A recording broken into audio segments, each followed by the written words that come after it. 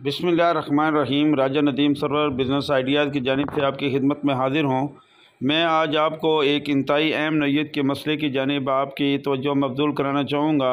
वादी नीलम जो कि एक हमारा सियाती मकाम है, वहाँ पर हर साल गर्मियों में हज़ारों और लाखों लोग जो अपने जानवर लेकर वहाँ पे पहुँचते हैं, ख़ास तौर पे बकरवाल, और ये वहाँ पे क़याम करते हैं और जो ही सर्दियाँ शुरू होने लगती हैं ये वहाँ से वापस कूच कर जाते हैं।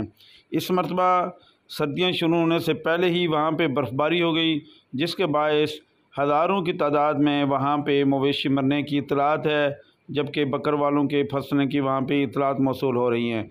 मैं हुकूमत आज़ाद कश्मीर और हुकूमत पाकिस्तान से ये रिक्वेस्ट करता हूँ कि फ़िलफ़ौर इक़दामात किए जाएँ और इन लोगों को वहाँ से निकालने में मदद करें, चूँकि ये लोग पहले से ही बेसर व सामानी के आलम में निकलते हैं और हमेशा जब भी ये वहाँ से निकलते हैं तो इनके पास कोई ऐसी चीज़ नहीं होती है कि जिससे ये अपने आप को महफूज रख सकें, अपने बच्चों को महफूज रख सकें।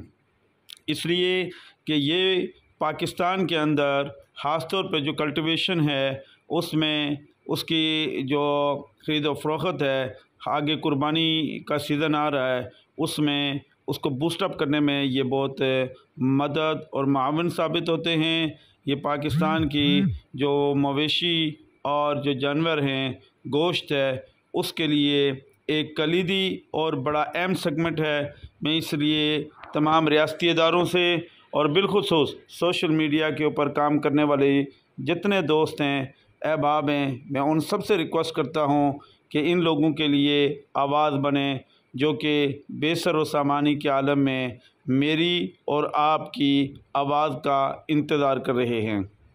अगर आज हम इनके लिए आवाज़ बुलंद करेंगे तो मैं समझता हूँ कि न सिर्फ़ अभी मुश्किल वक़्त में उनको वहाँ से निकाला जा सकता है, बल्कि इसके अलावा भी मैं ये समझता हूँ कि हुकूमत पाकिस्तान को और हुकूमत आज़ाद कश्मीर को इनके लिए ऐसा बंदोबस्त ज़रूर करना चाहिए कि ये लोग जब भी मूव करें उनके लिए कुछ न कुछ वहाँ पे सहूलियात होनी चाहिए। इनके लिए मेडिकल कैंप बहुत ज़रूरी हैं, वो होने चाहिए, और इस तरह की बेशुमार ऐसी चीज़ें हैं कि जो इन लोगों के लिए हुकूमत पाकिस्तान को मुहैया करनी चाहिए, इनके रास्ते में मुहैया करनी चाहिए।